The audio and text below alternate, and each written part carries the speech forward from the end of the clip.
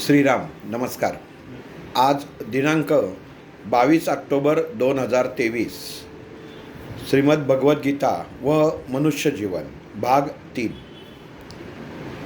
सर्वप्रथम सर्व पितरांना नमस्कार. ज्यांना मी गुरु मानतो त्या वैद्य अशोक श्रीपाद भट यांच्या चरणी माझा दंडवत. सर्व मोठ्या वडीलधारी माणसांना नमस्कार करून त्या वासुदेव कृष्ण याच्या चरणी माझा नमस्कार. ओम नमो भगवते वासुदेवाय. मागील भागामध्ये युद्धभूमी या ठिकाणी येऊन आपण थांबलो होतो. अहंकार रूपी दुर्योधन आणि समोर धर्म जागृत आणि कायम ठेवण्यासाठी जे उभे होते म्हणजे पांडव सेना, यांचं निरीक्षण त्या अहंकारी दुर्योधनाने केलेलं होतं. इथं शब्द वापरताना मुद्दामून दोन अर्थाने वापरतो की मनुष्य जीवन याच्यामध्ये आपल्याला रोजच्या जीवनामध्ये आपण कुठल्या अवस्थेतनं किंवा कुठल्या पात्राच्या अनुषंगाने जगतो, हा एक भाग झाला. आणि मूळ महाभारत घडलं जिथं ही भगवद्गीता भगवंतांनी सांगितली ते काय घडलं आणि ते आपल्या जीवनाशी कसं क्षणाक्षणाला निगडीत आहे हे आपण बघत आहोत. दोघा जणांचा प्रश्न होता की मनुष्य जीवन खरंच एवढं वाईट आहे का आणि याच्यातनं सुधरू शकतं का. आपण एखादी गोष्ट रस्त्याने जात असो आणि समोर लिहिलेलं असेल की इथनं प्रवेश बंद आहे, पण मला कोणी अडवत नाही असं मनात ठेवून जर आपण तिथनं गेलो तर आपल्याला असं वाटतं की आपण एक कुठली तरी लढाई जिंकून पलीकडे गेलो.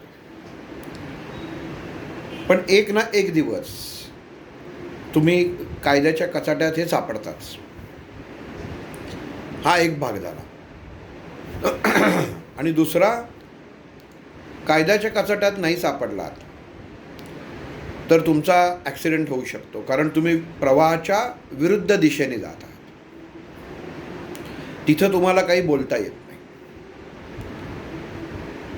असंच सर्वसामान्य माणसांचं जीवन आहे. भगवंतांनी जी नीतिमूल्य गाठून दिलेली आहेत, गाठून एवढ्यासाठी म्हटलं की आपल्याला जन्मताच योग्य शाळा, योग्य शिक्षक, योग्य घराण्यामध्ये आपला जन्म त्यांनी करून आपल्यावरती उपकार जे केलेत, आपल्याला जे मिळालेलं लहानपणापासून संस्कार, शिक्षण, त्या संस्कारावरनं आपली असलेली वैचारिकता, या सर्व गोष्टी म्हणजे भगवंताने निम्म तुमच्या जीवनातलं काम अगोदरच करून दिलेलं आहे. तो पल्ला तुम्हाला ऑलरेडी गाठून दिलेला आहे. फक्त आपल्याला जीवन जगायचं आहे कसं एवढंच ठरवायचं आहे. मनुष्य भगवद्गीतेचा जो ग्रंथ म्हणतात, काही जण पुस्तकही म्हणतात, प्रत्येकाचं जसं त्या ग्रंथाच्या बाबतीत किंवा गीतेच्या बाबतीत मुळात पुस्तकही होत नाही आणि ग्रंथही होत नाही. भगवद्गीता हा शब्द योग्य आहे. पण सर्वसामान्य आपण समाजामध्ये जगत असताना समाज काय म्हणतो याच्या अनुषंगाने आपलं पण वैचारिकता आणि बघायचा दृष्टिकोन होत असतो. तर रोजच्या क्षणाला ह्याचा आपण आपल्या जीवनामध्ये कसा उपयोग होतो किंवा आहे, करायचा आहे, किंवा आत्तापर्यंत आपण जे जीवन जगलो आहे त्याच्यात कसा याचा उपयोग केला नाही, ह्याचा थोडासा आपण वैचारिकतेने अभ्यास करायचा प्रयत्न करतो. अर्जुन हे फक्त माध्यम आहे. भगवंतानी लिहून ठेवलेलं आहे असं आपण जर कुठं म्हटलं की लिखाण करायला घेतलं आहे, तर त्यांनी लिहिलेलं नाही आहे, त्यांनी सांगितलेलं आहे, व्यासांनी रचलेलं आहे. म्हणजे भगवद्गीतेमधलं सगळ्यात मोठा दुवा कोण असेल तर महर्षी व्यास. उत्तम सुरुवात, एखादा ग्रंथ, एखादं पुस्तक, एखादं शुभ कार्य जेव्हा लिहिलं जातं, भारतामध्ये भगवद्गीता सांगणं, अर्जुनाच्या मनाची अवस्था बदलणं, ही एक उत्तम घटना होती. आणि आपल्याला माहिती आहे की आपण लग्न कार्य असो किंवा शुभ कार्य असो, त्या गणेशाचं आवाहन करतो किंवा त्याच्या मदतीने त्याचं पूजन करून, आपल्या इष्टदेवतेचं पूजन करून त्या कार्याला सुरुवात करतो. मग तसं भगवद्गीता ही आपल्या रोजच्या जीवनामध्ये आपण जगत असताना सकाळी उठलं की उठल्या उठल्या आपण आता हल्ली प्रत्येकजण तब्येतीच्या अनुषंगाने उपाशीपोटी अमुक प्या, उपाशीपोटी तमुक प्या, काही जणांना चहाची सवय असते, कॉफीची सवय असते. पण पटकन अंथरुणातनं उठल्या उठल्या पहिल्यांदा कधी भगवंताचं नामस्मरण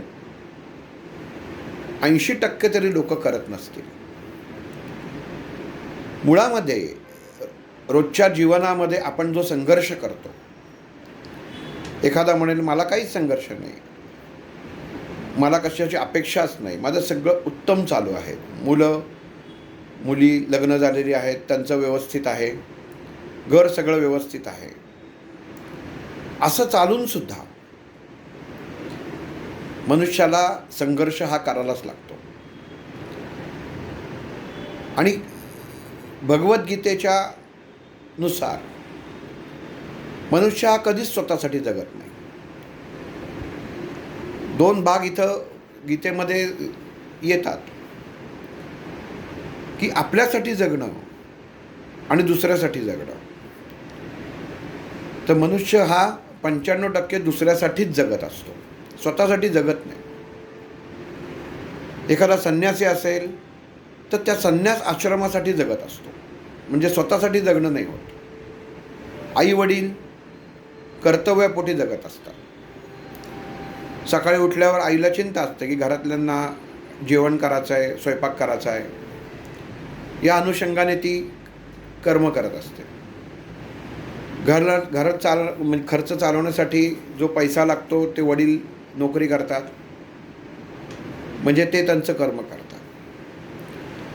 इथं स्वतःसाठी जगणं म्हणजे काय?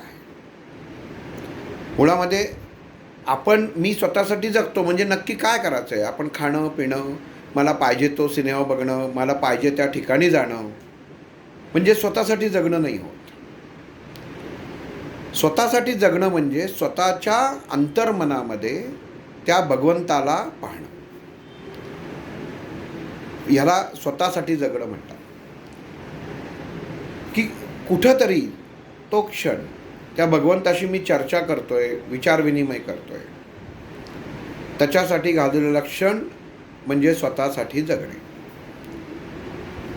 आणि जीवनाच्या प्रत्येक श्वासाला, प्रत्येक क्षणाला मनुष्य हा संघर्ष करत असतो. भगवंताने भगवद्गीतेमध्ये या संघर्षमय जीवनामध्ये तुमचा दृष्टिकोन कसा हवा, तुमची वैचारिकता कशी हवी, तुमचं आचरण कसं हवं, याचं वर्णन केलेलं आहे. वास्तविक आपण भगवद्गीता जेव्हा वाचतो किंवा भगवद्गीतेचा अभ्यास करायला सुरुवात होते, तेव्हा त्याची पार्श्वभूमी, कुठल्याही गोष्ट करताना त्या गोष्टीची पार्श्वभूमी काय आहे हे पाहणं खूप गरजेचं असतं. आणि भगवद्गीता जिथं बाहेर जे आत्ता ग्रंथ मिळतात त्याच्यामध्ये थोडक्यात एका पानावरती पार्श्वभूमी दिलेली असते की दोघांचं पटत नाही, पांडवांनी 5 गावं मागितली, ती दुर्योधनाने दिले नाही, आणि मग आपल्या हक्कासाठी हे युद्ध चालू झालं. आणि युद्धात कौरवांकडनं अमुक अमुक आणि पांडवांकडनं अमुक अमुक हे एवढे उभे होते, आणि मग पहिला श्लोक चालू होतो. पण पार्श्वभूमी ही खूप महत्त्वाची असते. आणि ही पार्श्वभूमी म्हणजे मनुष्याचं आचरण आहे. आपल्या जीवनामध्ये कुठल्याही गोष्टीचं युद्ध सुरू होण्याअगोदर त्याची पार्श्वभूमी काय आहे हे कळणं खूप गरजेचं आहे. ते डॉक्टर नेहमी सांगायचं आहे. परस्पर त्या गोष्टी बघू नका. म्हणजे दिव्यस्पर्शी पुस्तक त्यांनी मला जेव्हा वाचायला दिलं आणि ते मी घेतलं आणि इतकं सुंदर पुस्तक आहे की एका दिवसात वाचून पूर्ण केलं. आणि दुसऱ्या दिवशी त्यांना नेऊन दिलं की हे पुस्तक, अर्थात ते त्यांनी पुस्तक त्यांच्याकडचं दिलं नव्हतं. त्यांचा नियम होता की पुस्तक कोणाला द्यायचं नाही, ते नवीन स्वतःच्या खर्चाने पुस्तक आणून द्यायचं. कारण त्यांचं असं स्पष्ट म्हणणं होतं की अनमोल ठेवा हा आपल्याजवळ हवा, हा असा इकडं तिकडं फिरणारा भरकटणारा नसावा. कारण त्यातनं उत्पन्न होणारी कंपनं ही आपल्या भोवती सभोवताली कायम विचार या स्वरूपात असली पाहिजे. आणि दुसऱ्या दिवशी जेव्हा दिलं तेव्हा ते म्हणाले की काय काय वाचलं, मग सांगितलं. पण तेव्हा त्या पुस्तकाचं मनोगत हे वाचलेलं नव्हतं.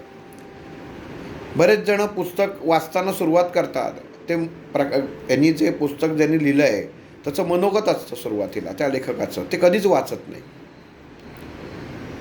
आणि त्या दिव्यस्पर्शी पुस्तकाचं मनोगतामध्ये दिलेलं आहे की स्वतःचा जीव द्यायला गेलेले एका चिमणीच्या एका क्रियेमुळे परत फिरतात आणि हे सगळं नंतर त्यांचं जीवन घडलेलं आहे.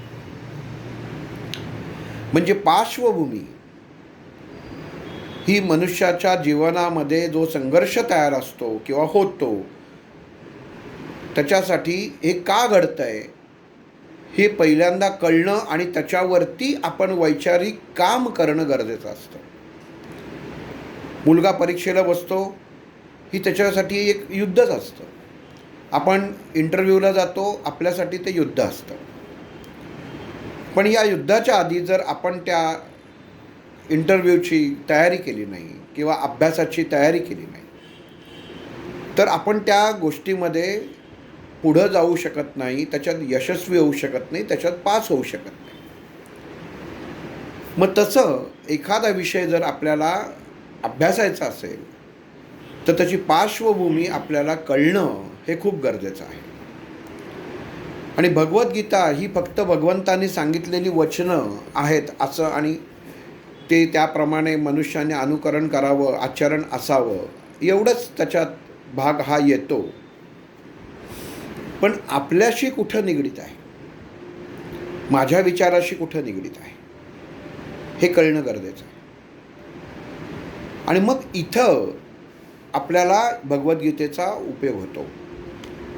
आणि ही खात्री आहे की एक जो ओळ आहे, मौनम सर्वार्थ साधनम,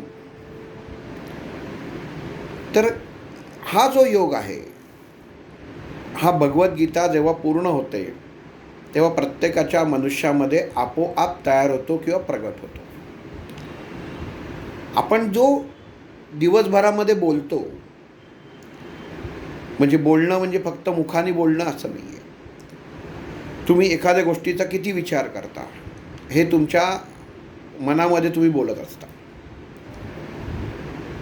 हल्ली मोबाईलमुळे तुम्ही क्षणोक्षणी बोलत असता, कारण येणाऱ्या गोष्टीला SMS-ला संदेशाला टाईप करून उत्तर देणं म्हणजे तुमचं बोलणं आहे. म्हणजे तुम्ही वैचारिकता किती खर्च करताय आणि आपल्याला ती करायला नको आहे याच्यासाठी आपल्या मनामध्ये योग्य विचार असणं गरजेचं आहे. एखादा माणूस म्हणेल की मी काय वाईट काय म्हणतो, माझं कामाचं स्वरूप आहे त्याच्यासाठी मी SMS करत असतो, माझा माणसांशी तेवढा संपर्क आहे त्याच्यासाठी करत असतो, आम्ही मित्रमैत्रीण करत असतो. पण ह्या गोष्टींमुळे आपल्या वैचारिकतेमध्ये असलेलं जे मूळ आहे हे तुम्ही स्वतःच्या हाताने उखडून टाकताय. आणि अस्वस्थ भावना देहामध्ये आणि वैचारिकतेमध्ये उत्पन्न होते. आणि ही अस्वस्थ आणि असुरक्षित भावना म्हटलं तरीसुद्धा चालणार आहे. ही आपल्या घराचा, आपल्या विचारांचा नाश केल्याशिवाय राहत नाही आणि ह्याच्यामुळं आपल्या अंगाला रोग लागल्याशिवाय राहत नाही. आज जर पाहिलं तर हृदयरोग, मधुमेह रोग, मेंदूचे रोग, स्त्रियांमध्ये गर्भाशयाचे रोग हे आधी नव्हते का? होते. पण मग त्याचं स्वरूप किंवा त्याचा परिणाम आत्ताच लोकांमध्ये जास्त का दिसतोय हे कळत नाही. फक्त डायबिटीज झाला की अमुक आयुर्वेदिक औषधं घ्या आणि 6 महिन्यात बरा करा, किंवा एखादं औषध घेऊन त्यांनी कसं मोकळं होईल, किंवा आपण फेसबुक बघत असो तर त्याच्यात उपाय असतात, 100% कसं होईल, आमचा कोर्स करा. पण स्वतःची वैचारिकता, स्वतःचे आचार विचार मनुष्य कधीच लक्ष देत नाही. झाड वाढण्यासाठी कुठनं तरी त्याला पाणी, झाडाच्या मुळाचा गुणधर्म आहे. तुम्ही पाणी घातलं नाहीत ना तर ते मूळ तेवढं वाढतं की मला जगाचं आहे, म्हणून ते मूळ पाणी शोधायला लागतं आणि तिथपर्यंत पोचतं आणि पाणी घेतच. आणि असं लक्षात आलं त्या झाडाच्या की मी जिथं जिथं पोचतोय पण मला पाणी मिळत नाही आहे, तर ते मरून जातं. मग आपण एक प्रकारचं झाडच आहोत.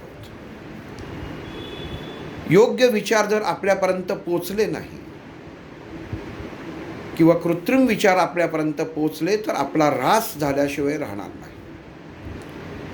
आताची येणारी फळं, आताच्या येणाऱ्या कोथिंबीर, कढीपत्ता, ह्या भाज्या, ह्यांना लहानपणी आपण जो सुवास घेतलेला आहे तो आता येतच नाही.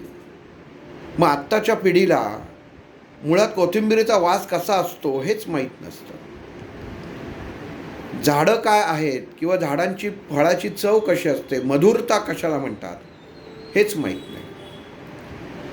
आपण पपई घ्यायला गेलो तर बिया आपल्याला साफ करायला नको, ते गिळगिळत वाटत, त्याची एक किळस येते लोकांना, म्हणून बियाची घेतात. हे भगवद्गीता ऐकताना सांगायचं कारण काय आहे? कारण हा सर्व गुणधर्म दुर्योधनाच्या पाशी होता. नको ते विष, नको तिथं वैचारिकता त्याची फिरत होती. आणि युद्धभूमीवरती ज्या ठिकाणी कौरव सेना आणि पांडव सेना, कुरुक्षेत्रे धर्मक्षेत्रे, कुरुक्षेत्र आणि धर्मक्षेत्र, कायम भगवद्गीतेमध्ये ह्या दोन गोष्टींचा उल्लेख असतो. कुरुक्षेत्र म्हणजे राजा कुरुचं त्यांनी तपश्चर्या करून तिथं मिळालेलं वरदान, या जागेमध्ये जो मृत्यू पावेल त्याला स्वर्गप्राप्ती होईल. आणि भगवान श्रीकृष्णांनी याच्यामध्ये वैचारिकता केलेली उपाययोजना. कारण काय असतं की आपल्याबरोबर उगाच इतर जणांनाही आपण खेचून घेतो, त्यांचा दोष नसतो पण त्यांना फळं भोगायला लागतात. म्हणून भगवान श्रीकृष्णांनी एवढी वैचारिकतेने गोष्टी ठरवल्या होत्या की अगदी जरी मेला तरी स्वर्गप्राप्ती ही निश्चित आहे. दुर्योधन वैचारिकतेने, जसं आपण म्हणतो एखादा गुंड मेला तर तो मेल्यावर त्याला लाथा मारत नाहीत. शिवाजी महाराजांनी अफजल खानाचा वध केला आणि जेव्हा त्याचं शीर कलम केलं गेलं आणि ते जिजाबाईंना दाखवण्यासाठी नेण्यात आलं, तेव्हा त्यांनी असा त्याला सन्मान केला नाही की तू मोठं शौर्य गाजवलंस, तर पहिलं सांगितलंस की तू जे केलंस ते चूक केलंस. मनुष्य जोपर्यंत जिवंत असतो तोपर्यंत त्याच्यामध्ये हेवे दावे शत्रुत्व असतं, पण जोपर्यंत जीव असे तोपर्यंतच. आणि जेव्हा एकदा तो देह ठेवतो किंवा मरतो, किंवा जसं महाराजांनी या क्रूरतेचा वध केला, त्याच्यानंतर त्या देहाला तुम्ही काही करा त्याला जाणीवच नाही. मग ज्या देहाला जाणीव हीच होत नाही, त्या देहाला त्रास देऊन उपयोग काय, किंवा त्याची विटंबना करून उपयोग काय? म्हणून सन्मानाने त्याचं दफन केलं गेलं. ही वैचारिकता, नुसतं आपण प्रतापगडचा संग्राम हे करू नये. वैचारिकता काय आहे, बुद्धिमत्ता काय आहे, हे महत्त्वाचं आहे. मग हाच विचार इथं भगवान श्रीकृष्णांनी केला. कौरवांच्या बाजूनी लढणारी सेना ही दुर्योधनाच्या बाजूनी लढणारी असली तरी त्यांचा कुठंच दोष नव्हता. राजाशी प्रामाणिकपणे राहणारी सेना आणि क्षत्रिय आणि सैनिक हा घरात बसण्यासाठीच नसतो. सैन्यामध्ये एखादा सैनिक तयार झाला किंवा तो सैनिकी त्याचं शिक्षण प्रशिक्षण पूर्ण झालं तर युद्ध न होता मला पेन्शन चालू व्हावी असा विचार तो कधीच करत नाही. मला रण कधी गाजवायला मिळेल याची तो अपेक्षा क्षणोक्षणी करत असतो तो सैनिक. मग इथं भगवान कृष्णांनी अगोदरच ही सगळी विचार करून ते स्थान निवडलेलं होतं. म्हणून कुरुक्षेत्राला महत्त्व का, तर त्याच्यासाठी आहे. जे प्राणी आहेत, जे प्राणी मारणार होते, त्या प्राण्यांना सुद्धा स्वर्गप्राप्ती हवी, उत्तम गती. मनुष्याच्या जीवनामध्ये असा एक गैरसमज असतो की वरती एका बाजूला स्वर्ग म्हणजे सगळी 5 स्टार सगळे ॲमेनिटीज असतील आणि नरक म्हणजे सगळ्या वाईट गोष्टी असतील, तर तसं नसतं. उत्तम गती, स्वर्गप्राप्ती म्हणजे उत्तम गती मिळणे. एखाद्या आत्म्याला गतीच मिळाली नाही याचा अर्थ तो नरकात अडकणार, आणि उत्तम गती मिळाली म्हणजे तो स्वर्गप्राप्ती त्याला झाली. मग प्रत्येक देहाच्या पिंडाला उत्तम गती मिळावी ही भगवान श्रीकृष्णाची तेव्हा असलेली इच्छा, म्हणून त्या स्थानाची निवड त्यांनी केलेली होती, कुरुक्षेत्र. आणि धर्मक्षेत्र, भगवान श्रीकृष्ण सभेमध्ये आल्यानंतर एकदा युद्ध मिटतंय का हा जेव्हा प्रयत्न केला आणि जेव्हा लक्षात आलं की आता हे मिटणार नाही आहे, हे सगळं चिघळलेलं आहे आणि युद्ध अटळ आहे, तेव्हा भगवंतांनी सांगितलं की ठीक आहे, आता धर्मासाठी युद्ध होईल. म्हणजे जे धर्माला अनुसरून आहे ती कृती तिथं घडेल, म्हणून धर्मक्षेत्र. म्हणून याच्यासाठी ही 2 नावं दिलेली आहेत. आणि अशा ठिकाणी संजयाला त्या युद्धभूमीवरची जी परिस्थिती आहे ही पाहण्याची शक्ती व्यासांनी दिलेली आहे. आणि अंध धृतराष्ट्र, जो जन्म अंध आणि कर्म अंध आणि वैचारिकतेने अंध होता, त्याला सांगायचं काम या संजयकडे होतं. एखादी गोष्ट आपल्यापर्यंत परमात्मा किंवा भगवंत का घेऊन येतो? धृतराष्ट्रांनी राजा असून याच्यामध्ये हस्तक्षेप केला नाही, पुत्र प्रेमापोटी. मनुष्य जीवनामध्ये एखादे आईबाप आपल्या मुलाला वेळीच आवर घालत नाहीत, पुत्र प्रेमापोटी. पण भगवंताची ही खेळी, भगवंताची ही लीला आहे की जसा मुलगा बघत असतो तसा आई वडिलांना आनंदही होत असतो, रागही येत असतो, पण तेव्हा ते त्या मुलापासून बाजूला असतात, जसा धृतराष्ट्र आणि दुर्योधन होते. धृतराष्ट्राला तेव्हा काही करू शकत होता का? शकला असता. त्यांनी जर निरोप पाठवला असता की नाही अजूनही वेळ गेलेली नाही, युद्ध थांबवा, तरी थांबू शकलं असतं, कारण तो राजा होता. पण आपला मुलगा आपल्याला सुद्धा मारू शकेल ही मनामध्ये त्या बापाच्या म्हणतोय मनामध्ये भीती उत्पन्न होते आणि तो राजा डगमगतो, जो तो स्वतः होता. म्हणजे त्याला मुलगा काय करतोय, मुलाचे काय चालू आहेत गोष्टी, कुरघोडी काय करतोय हे बघणं पसंत होतं, पण त्याच्यामध्ये हस्तक्षेप करणं पसंत नव्हतं. ही आजच्या जीवनातली मनुष्य जीवनातली असलेली सर्वात मोठी दुर्भाग्यपूर्ण घटना आहे की बरेच आईबाप आपला मुलगा आपली मुलगी काय करतायत ह्याच्याकडं नीटसं लक्ष देत नाहीत. ठीक आहे, करतायत ना, हल्ली सगळेच करतात. आणि मग आपल्याला आपणही धृतराष्ट्रच झालो. कळतंय पण वळत नाहीये. ऱ्हास होतोय पण तरी आपण थांबवत नाहीये. कारण त्याला आपण आता सध्याची फॅशन म्हणून घेतलेलं आहे. महाभारत नुसतं ऐकायचं किंवा टी व्हीवर बघायचं नाही आहे. आपल्या जीवनातली प्रत्येक क्षण आणि क्षण भगवंतानी त्या गीतेत सांगितलेलं आहे. एकही कृती अशी नाही की जे आपल्या जीवनाशी निगडीत नाही.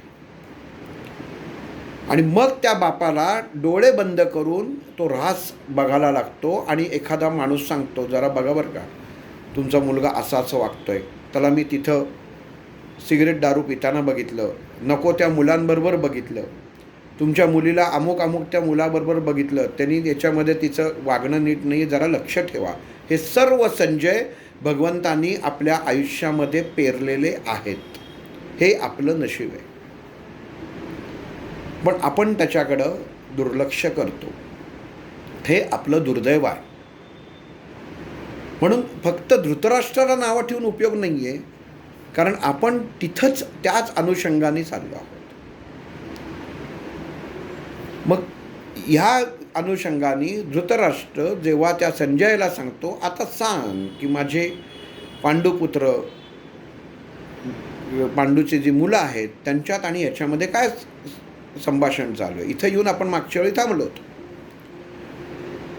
की दुर्योधनाने, अहंकार रूपी दुर्योधनाने आचार्य द्रोणाचार्यांना उकसवून द्यायचा प्रयत्न केला होता. हे आपण पाहिलं होतं की एखाद्याला उकसून कसं द्यायचं, की तू बोल. आपण राजकारणात म्हणतो ना की एखादाच बोलत असतो, बोलवता धनी वेगळा असतो, पण त्याच्या बाजूनी तो बोलत असतो. ह्या पक्षाचा बोलला की दुसऱ्या पक्षाचा कोणतरी उभा राहतो. मुख्य जे असतात हे बोलत नाही, ते पडद्यामागचे सूत्रधार. मग तसं इथं दुर्योधन त्या द्रोणाचार्यांना सांगत असतो, हे बघा, ही सेना बघा, पांडवांची सेना बघा.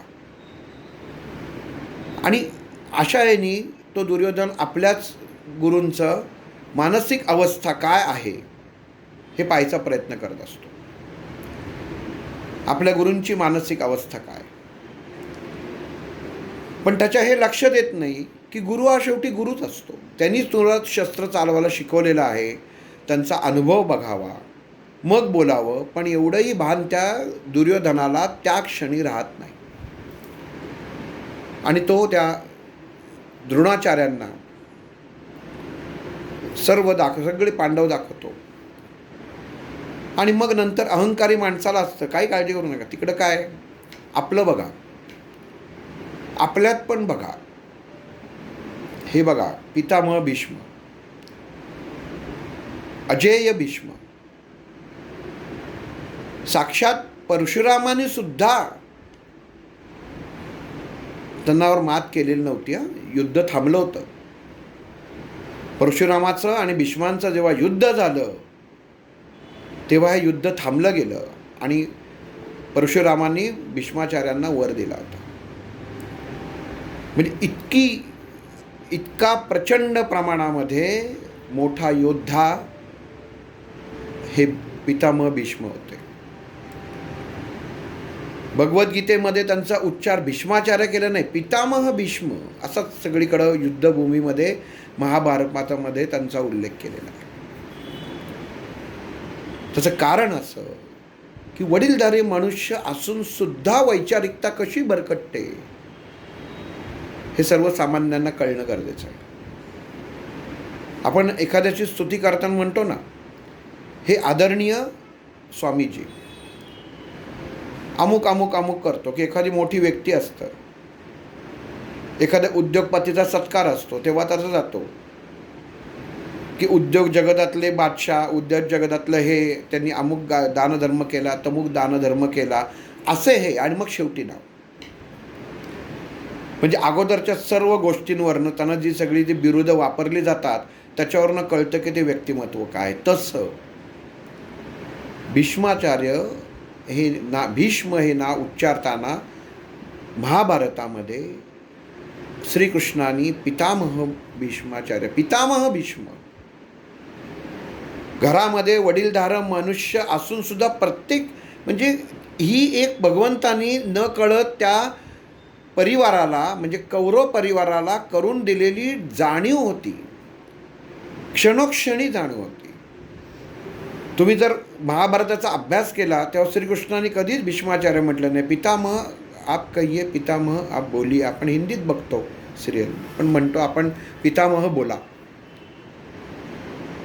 एखाद्याला म्हटलं की आजोबा बोला तर त्याला ते कळतं की मी आजोबा आहे, म्हणजे माझी जबाबदारी किती आहे हे आपल्याला कळतं. तसं इथं भगवान श्रीकृष्णाने पितामह ह्या महाभारतामध्ये भीष्माचार्यांचा उच्चार पितामह म्हणून केलेला आहे.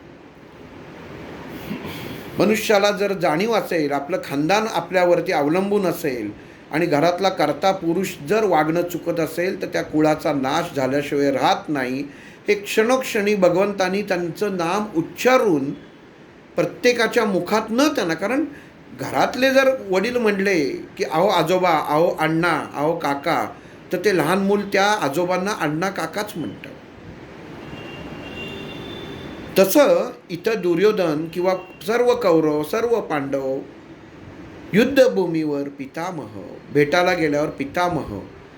कारण असं की तू कोण आहेस, तुम्ही कोण आहात, ज्याची जाणीव क्षणोक्षणी त्या व्यक्तिमत्वाला असणं खूप गरजेचं आहे, कारण त्यांनी पुढं भविष्य घडणार असतं. मग इथं दुर्योधन आचार्य द्रोणांना आचार्य म्हणून संबोधतो, पण ते संबोधताना त्याच्या मनामध्ये जो भाव येतो की हे, कारण अहंकार जिथं उत्पन्न होतो ना तिथं अस्वस्थता उत्पन्न होते. हा गुण आहे की एखादं मुद्दामून आपल्याला शेवटी आपण हाराला आलो हे समजलं की ते थोडंसं धाडस केल्यासारखं दाखवायचं. आणि इथं जेव्हा दुर्योधन ओळख करून देतोय, कारण ही महाभारताची सुरुवात आहे.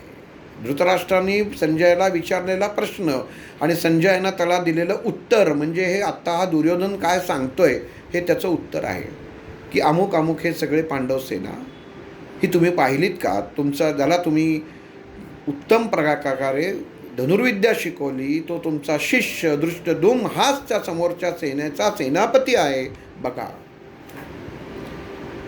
हे आपण मागच्या वेळी पाहिलं की मानसिकता कशी तयार करायची किंवा समोरच्याची मानसिकता कशी ओळखायची याच्यासाठी समोरच्या माणसाला कायम ती गोष्टीची जाणीव करून देणं गरजेचं होतं, जे दुर्योधन करून देत होता. पण ह्याच्यानंतर मग तो सांगतो की हे बघा, आपले पण बघा, आपले काही कमी नाही आहेत. आणि ह्या गोष्टींमध्ये आचार्य द्रोण भगवद्गीता सांगताना अर्जुन विषाद योग याच्यामध्ये सांगितलेलं आहे की द्रोणाचार्यांची मानसिक अवस्था त्यांनी पटकन सांगितलं आहे, तू मला शिकवू नकोस, मला माहिती आहे, तू मला कौरवांच्याही बाजूचं मला माहिती आहे आणि पांडवांच्याही बाजूचं माहिती आहे. द्रोणाचार्य बोलले नाही, ऐकून घेत होते. आणि ही गोष्ट आपल्या जीवनामध्ये द्रोणाचार्यांची खूप महत्त्वाची आहे. आपण एखादी गोष्ट आपल्या जीवनात घडलं, थोडंसं मनाचं हॉटेलमध्ये जातो, आपण एखादा डोसा मागवतो आणि तो चुकून काय होतं की वेटरच्या हातनं शेजारच्याची ऑर्डर इथं नुसती ठेवली जाते, तर आपण त्याच्यावर ताबडतोब क्षणात बडवतो, हे मी हे मागवलेलं नव्हतं बरं का, हे इथं कोणाचं आहे. म्हणजे बघा, कुर्ती घडाला किंवा म्हणजे त्यांनी आणून टेबलवर ठेवलंही नाही, नुसतं पाहिलं आणि आपल्या मनाचा भडका झाला. म्हणजे आपल्याला त्या क्षणी एखादी गोष्ट आपल्या बाबतीत घडत असते. आपल्या घरामध्ये घरकाम करणारी बाई असेल, पुरुष असेल, कोणी अजून असो, एखादी गोष्ट तुटते की आपण लगेच चिडतो की कळत नाही का, नीट लहान करता येत नाही का, घरचे राग काढू नका, अमुक कळत नाही का, हे नीट ठेवायचं. ते सगळ्या गोष्टी जेवढ्या बोलतात तेवढा मनुष्य बोलून मोकळा होतो. पण हीच जर गोष्ट आपल्या मुलाच्या हातातनं झाली, काय म्हणजे इतकी सुंदर. आम्हाला डॉक्टरने एक उदाहरण सुंदर सांगितलं होतं की जो बादशाह जो होता तो त्याच्या नातवाला घेऊन त्या दरबारात बसायचा. आणि माहिती आहे बादशाहला दाढी होती. अख्ख्या दख्खनमध्ये त्या बादशाहच्या केसाला कोण धक्का लागणार नाही अशी त्या बादशाहची ख्याती होती. आणि त्याच दाढीशी त्याचं नातू रोज ओढून खेळायचा. ह्याच्यातली वैचारिकता बघा. माझं आहे सगळं स्वीकार, पण दुसऱ्यांनी केलं, दुसऱ्यांनी एक केस जरी उपटला तरी तो शत्रू त्याचा नामोशेष, त्याचं नाव मिटवल्याशिवाय राहणार नाही, ही ख्याती. मग तसं आपल्या जीवनामध्ये, रोजच्या जीवनामध्ये सहजता येण्यासाठी अमुक यांनी कामासाठी मुलगा बाहेर पाठवला, त्यांनी फोन केला नाही, चिडचिड चिडचिड. चुकीचं आणलं, चिडचिड चिडचिड. पोळ्या नीट झाल्या नाही, चिडचिड चिडचिड. या सगळ्या गोष्टी अस्वस्थतेचं ते लक्षण आहे जे आपल्याला द्रोणाचार्य बनून संपवायचं आहे. समोरचा करू दे, समोरचा सांगू दे, सर्व शांतपणे ऐकून घ्या. मौन सर्वार्थ साधनम. एकही शब्दाला द्रोणाचार्यांनी तिथं तोंडानी कुठलंही त्याला हातानी काहीही केलं नाही. भगवद्गीता ऐकली तर अर्जुन विषाद योगामध्ये पहिल्या 10 ओव्यांमध्ये हे वर्णन आहे की दुर्योधन ओळख करून देतोय, द्रोणाचार्य नुसतंच बघताय. अमुक आहे, यांनी हा पराक्रम गाजवला, त्यांनी तो गाजवला, यांनी तुमच्या विरुद्ध केलं, तुम्हीच शिकवलं. हे सगळ्या गोष्टी दुर्योधन त्या द्रोणाचार्यांच्या मनामध्ये भडकवायचा प्रयत्न करत असतो की जेणेकरून त्याला खात्री करून घ्यायची असते. एक तर हे भडकतील आणि नक्की खात्री की बाबा हे माझ्या बाजूने लढणार आहेत. कारण अहंकारी माणसाला खात्रीच नसते की आपले ते आपले आहेत का, म्हणून त्याला सांगायला लागतं. आणि ते सांगतं, हे पितामह भीष्म ज्यांनी असं सगळं गाजवलेलं आहे, जे अजय आहेत, हे जोपर्यंत आपल्या सैन्यामध्ये आहेत तोपर्यंत आचार्य आपला पराभव हा नाही, हा विजय हाच निश्चित आहे, हे तुम्ही आचार्य लक्षात ठेवा, हे दुर्योधन सांगतोय. पण पुढचंच वाक्य तो सांगतो,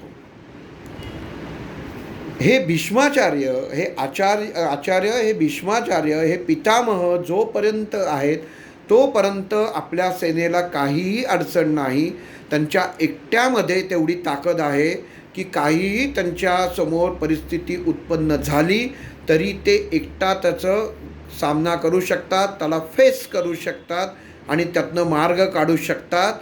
आचार्य तुम्ही त्या भीष्माचार्यांना, आपल्या सैन्याला सगळ्या बाजूंनी संरक्षण तयार करा. ओवी नंबर 7वी का 8वी का 9वी आहे. हे काय तुम्ही याच्यातनं अर्थ काढाल? मनुष्याची बुद्धी भ्रष्ट होते तेव्हा तो काय बोलतो त्याचं त्याला कळतच नाही. आधी स्तुती करतोय की हे जे आहेत ना, हे सगळ्याचा विनाश करू शकतात, इतकी ताकद. पण मग एवढं सगळं असताना सुद्धा तो जर मनुष्य स्वतःच संरक्षण करत नसताना अख्खं निम्मी सेना त्याच्यासाठी, त्याच्या संरक्षणासाठी उभी करायची, म्हणजे आजच्या भाषेमध्ये बॉडीगार्ड, बाउन्सर्स, की त्याला त्याचं संरक्षण होत नाही आणि एका तोंडाने म्हणायचं तो सगळ्यांना पुरून उरेल, म्हणजे अर्थाला अर्थ राहत नाही. तरीही द्रोणाचार्य काही बोलत नाहीत. बघा, मौन विचारधारा इतकी सुंदर आणि व्यवस्थित हवी माणसाची की समोरचा मनुष्य आपोआप उत्तरं देत जातो आणि त्याचं ज्ञान जे असतं आणि अज्ञानचं असतं अहंकारी माणसाचं, ते स्वतःची मराठी, शुद्ध मराठी भाषेत लायकी तो प्रदर्शित करत असतो की मी काय आहे. मग अशा भीष्माचार्यांचं असं वर्णन करायचं जसं डॉक्टर आज म्हणतात, हार्टचा पेशंट झाल्यानंतर, ऑपरेशन झालं, काही काळजी करू नका, तुम्ही पायऱ्या चढा, मी आहे. कशाला? आणि त्या रुग्णाला वाटतं, डॉक्टर त्याचं लक्ष त्या पायऱ्या चढण्यापेक्षा पाठीमागं डॉक्टर उभेतनं त्याच्याकडेच जास्त असतं की आहेत ना, मला काहीतरी होईल, मग हे मला देतील. म्हणजे त्याच्या मनामध्ये स्वच्छ भावना पाहिजे की मी निर्धास्त जाऊ शकीन, ती राहतच नाही. मग तसाच भाग इथं दुर्योधनाचा झाला. आणि मग ते आचार्यांना आपल्या सेनेची ओळख करून देतात, पांडवा सेनेची ओळख करून देतात. ही गोष्ट भीष्माचार्यांच्या लक्षात येते. कोणासमोर अक्कल चालवावी हे सुद्धा कळलं पाहिजे. दुर्योधनाचा जेव्हा हा अहंकार, पण इथं गंमत अशी आहे, ज्या प्रवाहात मध्ये माणूस प्रवास करत असतो त्याचंही संगत लागल्याशिवाय राहत नाही. आणि पहिल्यांदा आपल्या माणसांची स्तुती बघून, बघा, आधी दुर्योधनाने पांडवांची स्तुती केली आणि द्रोणाचार्यांना घाबरवायचा प्रयत्न केला की बघा किती बलाढ्य वीरांशी लढायचं आहे. तेव्हाही काही तोंडावरती कुठलंही हावभाव नाही. आणि आपल्या याच्यासाठी सेनेची जेव्हा स्तुती केली आणि असं सांगितलं की बघा आचार्य, आपल्या सेनेमधले सगळी माणसं ही माझ्यासाठी लढायला आलेली आहेत, तेव्हा द्रोणाचार्यांनी पहिल्यांदा ओठावरती स्मित हास्य आणलं की हे स्मित हास्य शब्द एकही नव्हता. आपण शुद्ध मराठी भाषेमध्ये याला कुत्सित हसणं असं म्हणतो की एखादा मनुष्य काहीतरी बोलत असतो किंवा बोलतो आणि तो मनुष्य आपण कुत्सितपणे हसतो की त्याला काही नाही, पण ते प्रचंड बोलून जातो ते हसणं. तसं द्रोणाचार्य फक्त हसतात. का हसतात? की तू स्वतःला कळत असून एवढ्या लोकांचं वाटोळं लावतोय तरी तुला अजून कळत नाही. ही भावना त्यांच्या मनामध्ये, वैचारिकता द्रोणाचार्यांच्या मनामध्ये येत असते. पण शेवटी एखाद्याचा मूर्खपणाचा कळच किती असावा हे सुद्धा ते पाहत असतात. आणि ही गोष्ट पितामह भीष्माचार्यांना कळते की हा युद्धाला आला आहे आणि हा नुसताच अशा वल्गना करत इथं ओळख करून दे, तिथं ओळख करून दे, एवढंच चालू आहे याचं.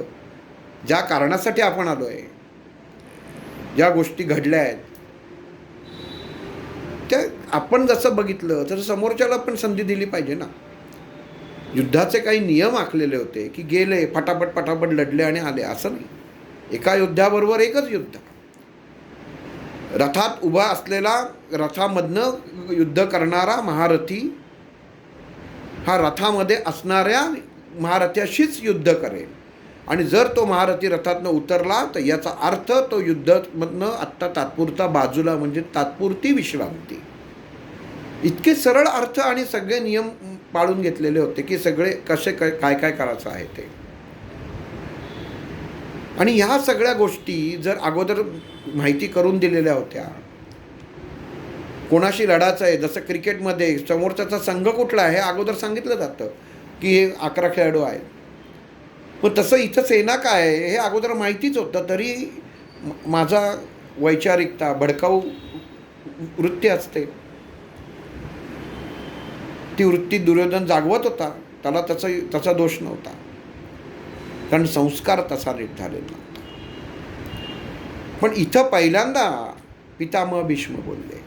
पितामह शब्द वापरतोय कारण महाभारतातले प्रत्येक नावं, शब्द त्या त्या परिस्थितीच्या अनुसरून उच्चारले गेले, जे खूप महत्त्वाचे आहे. आणि मग इथं पितामह भीष्म नुसता हात करतात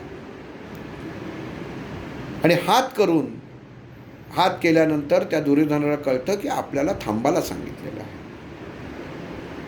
द्रोणाचार्यांना कळतं की हा बडबडाचा थांबला म्हणजे काहीतरी घटना घडलेली आहे.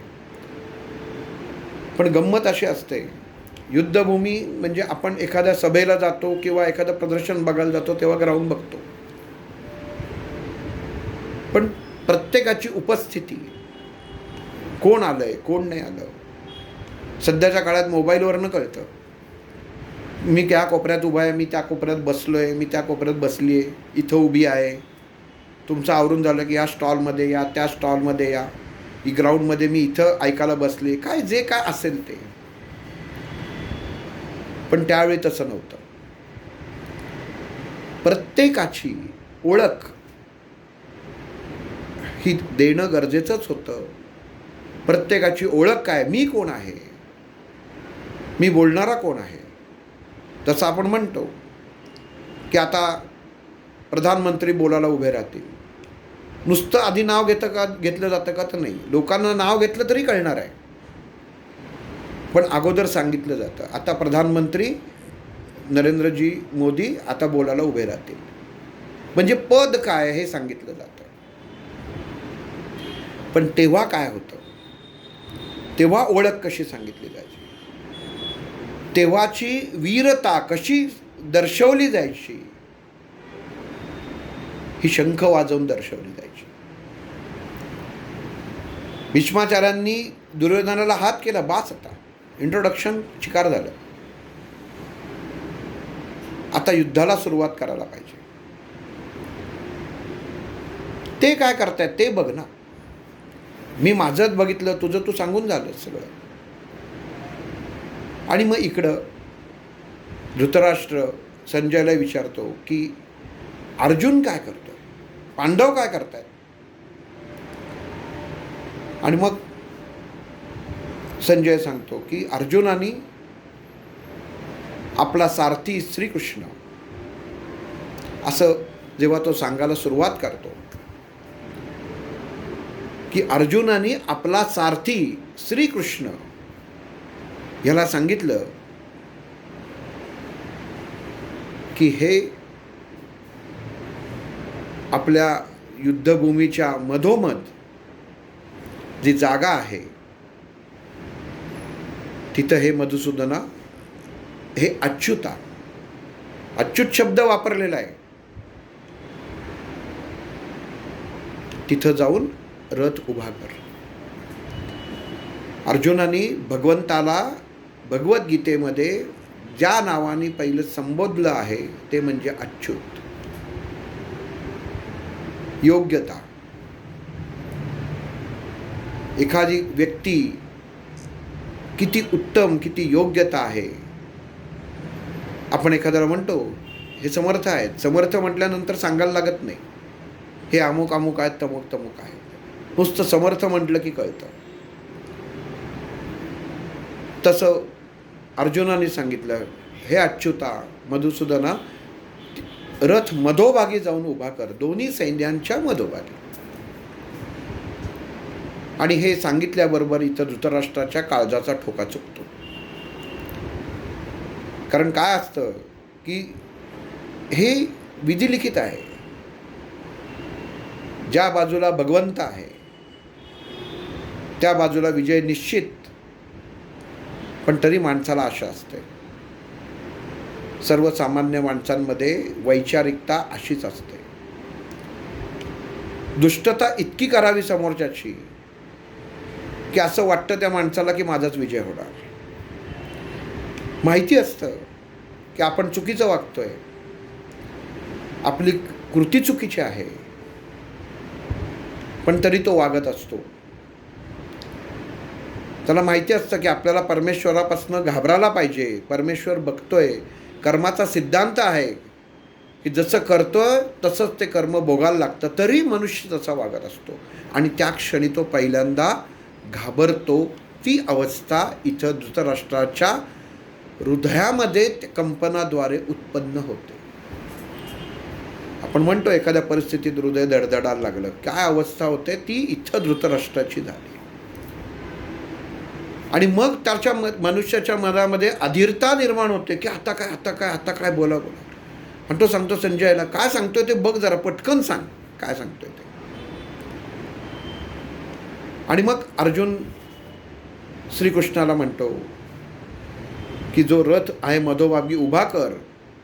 आणि मग श्रीकृष्ण तिथं भगवंत म्हणून उभा नसतो, तो सारथी आहे.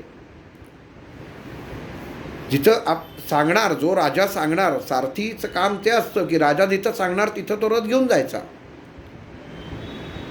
पण इथं अर्जुनाने भगवान श्रीकृष्णाला आपलं मानलेलं आहे.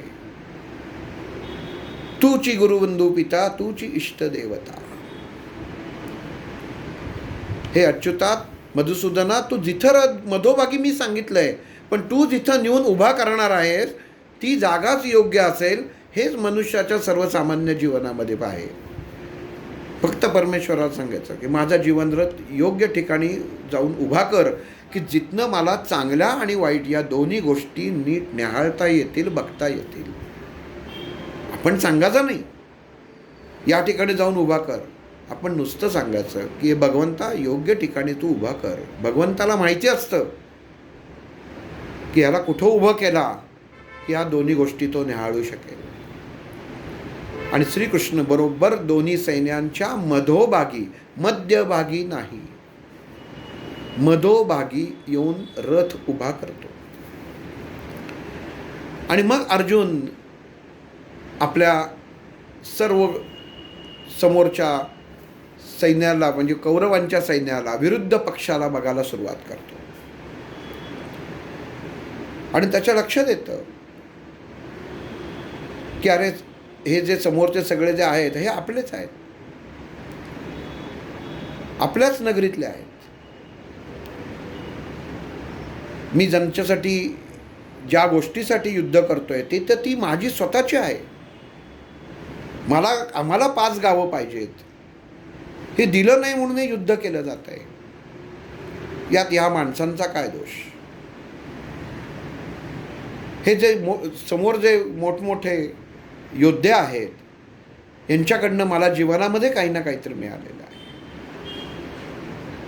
आचार्यांकडनं मला काही ना काहीतरी मिळालेलं आहे.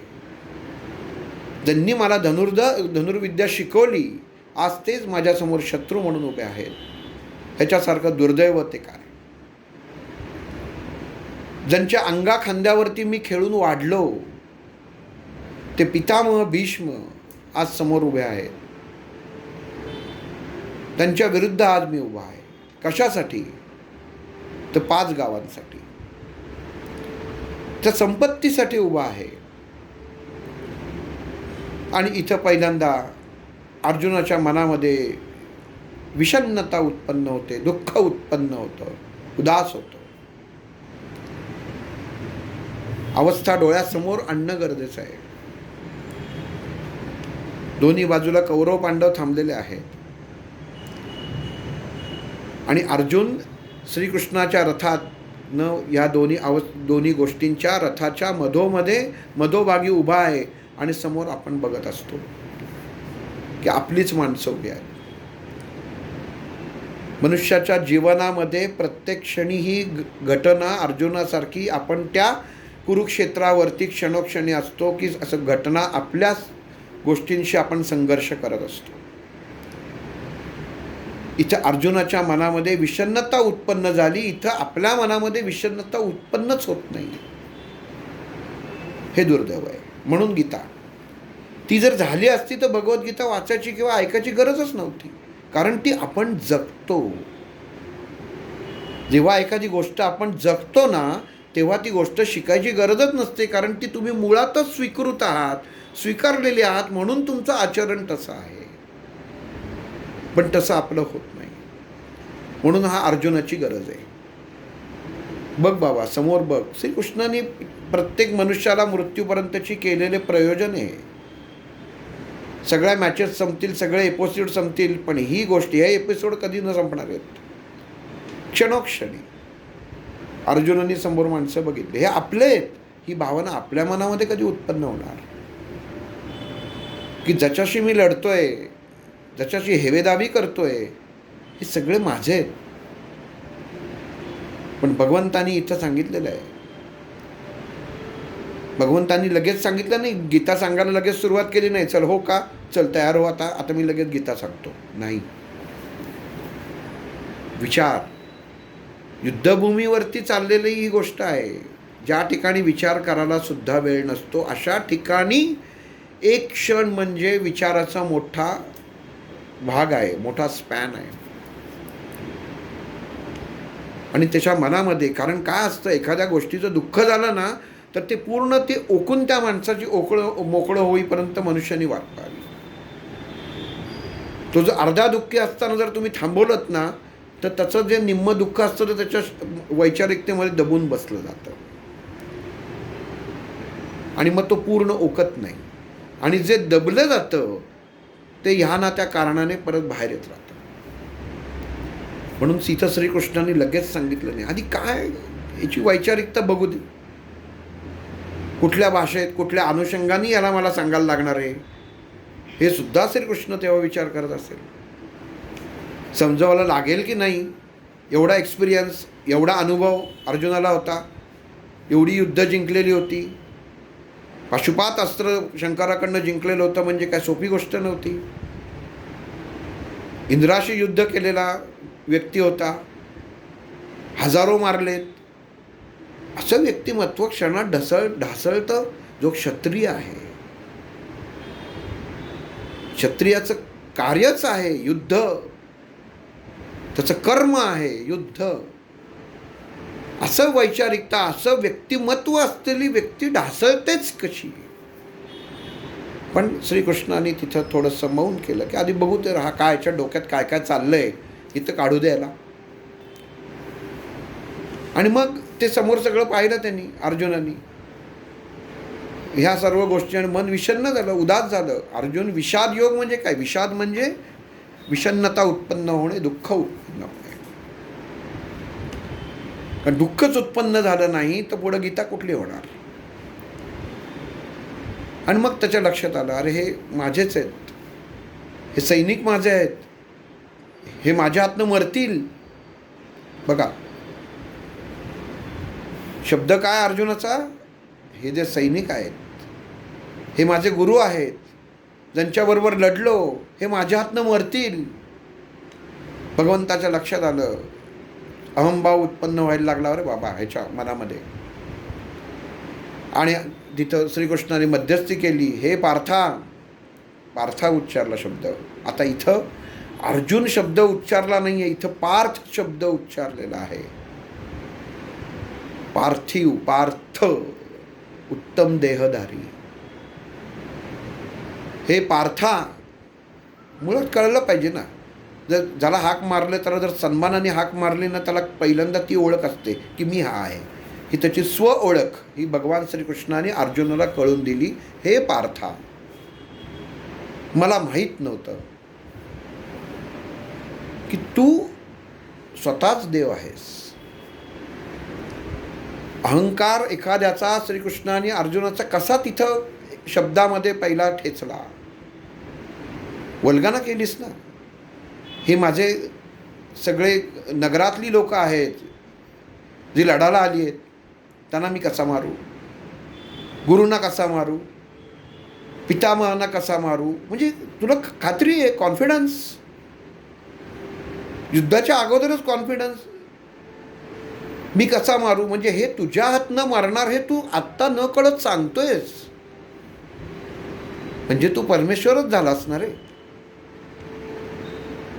अर्जुनाला कळलं आपलं चुकतंय कुठंतरी.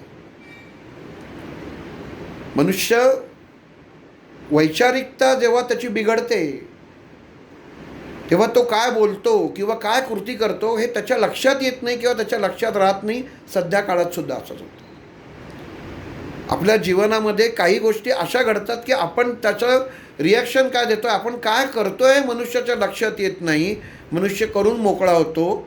म्हणून तिथं प्रत्येक वेळी, आता तिथं श्रीकृष्ण होता अर्जुनाला, इथं आपल्याला गुरु असतात, वेळेत जागा दाखवतात. अहंकार निर्माण होऊ नको. अर्जुनाच्या मनामध्ये अहंकार निर्माण झाला, क्षणिक अहंकार विनाशाला कारणीभूत ठरतो. क्षणिक अहंकार खूप महत्त्वाचा आहे. एक क्षण मनुष्याच्या जीवनामध्ये असा येतो, प्रत्येकाच्या जीवनामध्ये, की तिथं जर तुम्ही विचार केला नाही तर तुमच्या जीवनाचा नाश झाल्याशिवाय राहत नाही. याला क्षणिक अहंकार म्हटलेला आहे. आणि तो अहंकार त्या क्षणी अर्जुनाच्या वैचारिकतेमध्ये उत्पन्न झाला, पण तो दुःख स्वरूपात झाला. ज्यांना कसं मार, अंग कापायला लागलं अर्जुनाचं, मनस्थिती ढासळली. ज्या धनुष्याने लढणार होता ते धनुष्य, अजेय धनुष्य, गांडीव धनुष्य खांद्यावरनं गळून पडलं. बघा भगवद्गीतेमध्ये उच्चार, लिखाण कसं इतकं सुंदर केलेलं आहे.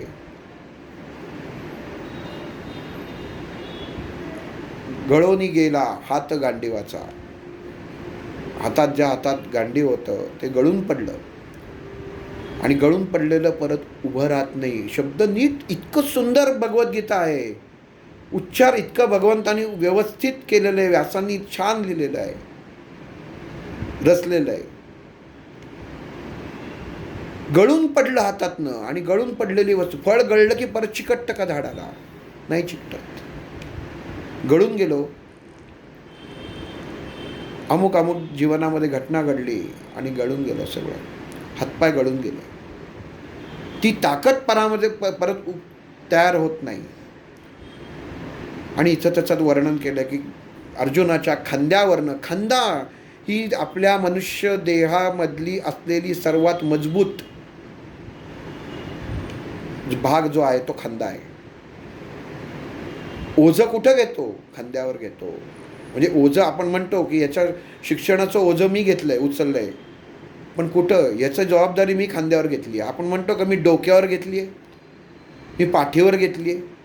खांद्यावर घेतली. मेल्यावर कुठं उचलला? खांद्यावरनं नेला. म्हणून खांद्याला महत्त्व किती आहे बघा. खांद्याला खांदा लावून उभं राहणं म्हणजे ती ताकद आहे. खांदा ही ताकद आहे. अशा ताकदीच्या ठिकाणून ते तेजोमय गांडीव धनुष्य गळून पडलं. म्हणजे अर्जुनाच्या मनाची अवस्था त्या क्षणी किती दुःखमय झाली असेल याचा आपण विचार करायचा आहे. अवस्था कशी निर्माण होती त्याचं वर्णन आहे हे.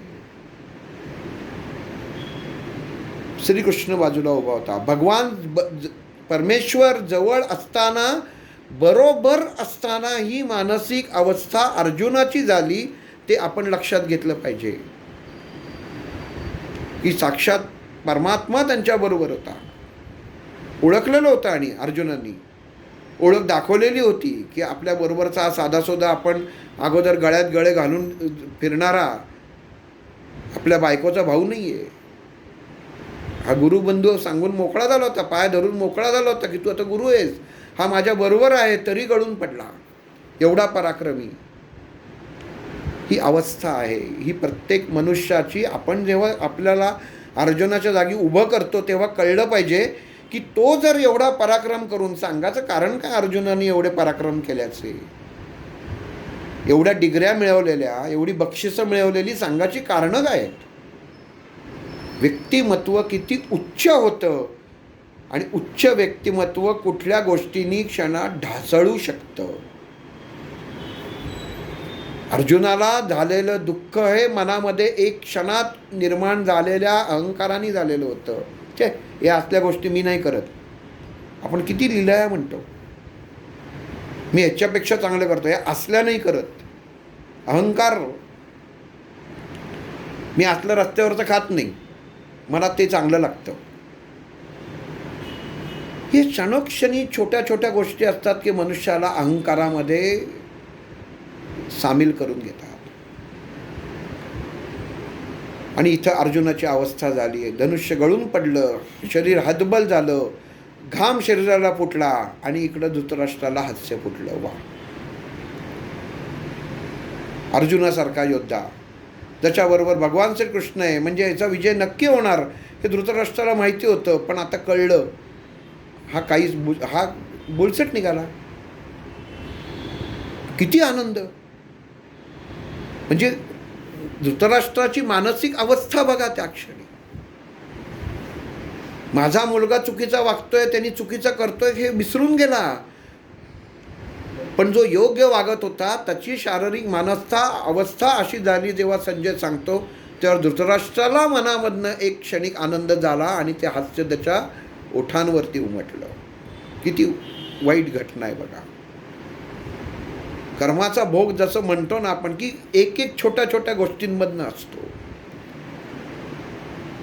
आणि मग तिथं भगवान श्रीकृष्णांनी त्याला भगवद्गीता सांगायला सुरुवात केली होती. पण ही भगवद्गीता सांगताना जिथं भगवान श्रीकृष्ण अर्जुनाची ही मानसिक अवस्था, समोर युद्धाची तयारी चालू आहे, युद्ध झालेलंच आहे, आता समोरासमोर भिडणार, दुर्योधनाची ओळख झाली, पांडवांच्या ओळखी झाल्या. पण ओळख दाखवण्यासाठी काहीतरी एक सर्टिफिकेट लागतं की मी आहे, ही माझी ओळख, ही माझी ओळख, ती माझी ओळख. तेव्हा भीष्माचार्यांनी त्यांचा शंख वाजवला. शंखनाद. या शंखनादानी तेव्हा वीर आपली ओळख करून द्यायचे. भीष्माचार्यांनी शंख वाजवल्यानंतर तिन्ही लोकांमध्ये ही घटना कळली गेली की भीष्माचार्यांनी शंख वाजवला याचा अर्थ युद्धाला आता सुरुवात होणार. आणि ही जशी आपण शाळा सुरू व्हायच्या वेळी घंटा वाजवतो की आता शाळा सुरू, आणि शाळा सुटतानाही घंटा वाजवतो की आता शाळा सुटली. तसंच आपण जर शाळेत लहानपणापासून गेलो असेल तर आपल्याला लक्षात येतं की सकाळची घंटा वेगळी वाजायची आणि संध्याकाळची घंटा आहे ना ती जास्त वाजायची, थोडीशी वेगळी असते. ही सुरुवातीची घंटा, ही नंतरची घंटा, आणि त्याच्यामध्ये जो असतात ते तास. आणि इथं भीष्माचार्यांनी त्यांचा शंख वाजवला, आणि हा शंख वाजवल्यानंतर सर्वांना कळलं. त्या शंखाची आवाज ऐकून परत म्हणतो ना की अहंकाररूपी दुर्योधनाला मनामध्ये स्मितहास्य उत्पन्न झालं. आचार्यानं म्हणतो बघा काय कोणाची हिंमत आहे, फक्त तुम्ही आहे ना गेरा. इतकं ही बाउन्सर ठेवा त्यांच्या बाजूने सेनेचे, त्यांना काही होतं का म्हणा, ते लढतील, ते अजय आहेत. आणि मग ते झाल्यानंतर भगवान श्रीकृष्णाने यांचा पांचजन्य शंख वाजवला. ही जी भगवद्गीतेची अर्जुनाची मानसिक अवस्था आत्ता तुम्हाला सांगितली, ही अवस्था झालेली होती. भगवद्गीता काय त्याच्यामध्ये पूर्ण युद्ध थांबवून श्रीकृष्णाने सांगितलेली नव्हती, काही क्षणाचीच गोष्ट होती. आपण ती मालिकेमध्ये काही भागांमध्ये दाखवली, पण तसं तिथं नव्हतं. काही क्षणाशीच आज 700 ओव्यांमध्ये सांगितलेली होती. ते ती श्रीकृष्णाने जेव्हा ही अर्जुनाला सांगितली त्याला ती तेवढ्या वेळेत कळलेली आहे. पण ही जी युद्धभूमीवरच्या घटना आहेत या तेव्हा घडत होत्या, आणि ही जी घटना घडली की प्रत्येकाने आपला शंख वाजवायला सुरुवात केली. मग भगवद्गीता जी आहे ही शंखाच्या अगोदरची आहे, म्हणजे पुढं जाऊन परत आपण मागं येणार आहोत. मग भीष्माचार्यांनी शंख वाजवल्यावर पांचजन्य शंख हा श्रीकृष्णाने वाजवला की आमची पण सेना तयार आहे. ही श्रीकृष्णाची ओळख होती. आणि भगवंताची ओळख झाली तेव्हा स्वर्गामध्ये देवतांना कळलं, नारायणाने शंख वाजवला. सर्व देवता आकाशामध्ये प्रगट झाल्या आणि पुष्पवृष्टी केली गेली नारायणांवर, त्या श्रीकृष्णावर. कारण शंख ही खूप गोष्टी कशा आहेत की काही क्षणांसाठी काही घटना घडत असतात, त्यातली शंख वाजवणे. आणि ही ती शंख भगवान श्रीकृष्णाच्या मुखातनं हा शंख ऐकायला मिळणं हे सुद्धा भाग्य जे देवतांना लाभलं होतं, म्हणून त्याच्यासाठी त्यांनी केलेली ही पुष्पवृष्टी होती. आणि मग ती झाल्यानंतर अर्जुनाने आपला शंख वाजवला होता. देवदत्त. प्रत्येकाची शंखाची नावं आहेत. जेवढे वीर आहेत त्यांच्या प्रत्येकाच्या शंखाची नावं आहेत. वरुण देवांनी अर्जुनाला दिलेला शंख होता. की प्रत्येकाच्या शंखाचं वैशिष्ट्य हे सांगत बसलं तर आपल्याला वर्ष जायचं. म्हणून महत्त्वाचे जे काही 4-5 आहेत तेवढे फक्त सांगतो. भीमानी तिसऱ्यांदा वाजवला. पौंड्र म्हणून शंख आहे, सगळ्यांना माहिती असेल, प्रसिद्ध शंख होता, कारण त्याची ख्याती होती. सर्वात मोठा आकार, सर्वात मोठा आवाज, आणि तो आवाज असा होता, त्याचं वर्णन असं आहे की युद्धभूमीवरती असलेले हत्ती, घोडे हे त्यावेळी शौच करायचे, संडास करायचे. त्यांचं मल आणि मूत्र या शंखाच्या नादानी बाहेर पडायचा, इतका भयानक आवाज. जे सैनिक लढायला यायचे त्यांच्या अंगामध्ये थरकाप उत्पन्न व्हायचा, असा तो शंखनाद, पौंड्र शंख भीमानी फुंकला. फुंकला म्हटलंय, वाजवला म्हटलेलं नाही. फुंकर घातली, ती एवढी घातली की तो भडका निघाला. वाजवणं वेगळा प्रकार, फुंकणं वेगळा प्रकार. युद्धाचं रणशिंग फुंकलं, एवढी जी ढोल नगारे ताशे सगळं वाजवत होते कौरवांच्या बाजूनी. क्षणात एक शंखाचा आवाज ऐकला आणि सगळं बंद पडलं, थरकाप उडाला. ह्याच्या पुढं काय आपलं पराभव निश्चित. सुरुवाती म्हणजे व्हायच्या आधीच निश्चित. इतका त्या पौंड्र शंखाचा आवाज. आपण आपल्या घरामध्ये म्हणून शंखवादन करावं, की आपण जो शंख वाजवतो हा सकाळी वाजवायचा आणि संध्याकाळी फुंकायचा. संध्याकाळी फुंकला की दिवसभरामध्ये ज्या काही कंपनं आपल्या घरामध्ये असतात ही सर्व क्षणामध्ये नष्ट होतात. म्हणून घरामध्ये शंख फुंकणं हे शुभ मानलेलं आहे. आपल्या प्रत्येकाच्या घरामध्ये शंख हा हवाच, इतकं शंखाचं महत्त्व आहे. इतर काही नसलं तरी चालेल, पण शंख हा घरात हवाच.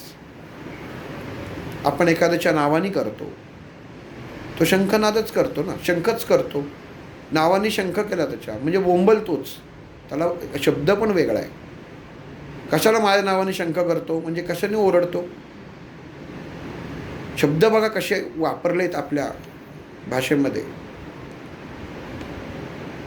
ह्याचा अभ्यास ना शंख आहे म्हणजे काय.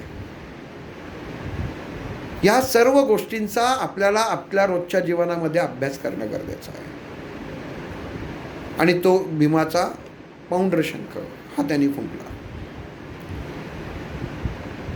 आणि ह्या ठिकाणी पितामह भीष्मांनी मनामध्ये पहिल्यांदा त्यांच्या जाणीव उत्पन्न झाली की मिशन, हे युद्ध पांडव जिंकणार. कारण ज्या तऱ्हेने आगाज झालेली होती, ज्या तऱ्हेने ही सुरुवात झालेली होती, ज्या ठिकाणी भगवान श्रीकृष्ण होता आणि पितामह भीष्मांना एक मी राजांच्या साठी मी या बाजूने उभा राहीन हे घेतलेली वचन. पण हे वचन निभवताना माझं शरीर जरी पडलं तरी ते भगवंतासमोर पडलेलं शरीर असेल, ही त्यातल्या त्याच सुखावह गोष्ट ही भीष्माचार्यांच्या मनामध्ये होती. म्हणून जेव्हा त्यांनी भीमाच्या शंखाचा आवाज ऐकला तेव्हा दुर्योधनाकडे पाहिलं आणि दुर्योधनाच्या कपाळावरती एक आठी उमटली. ही काही खरं नाही. त्यांनी सैन्याकडे बघितलं आणि आचार्यांना परत सांगितलं, काळजी करू नका, हे माझ्यासाठी चालले आहेत, माझ्यासाठी जीव द्यायला पण तयार आहेत. कसं ढासळलं जातं मन,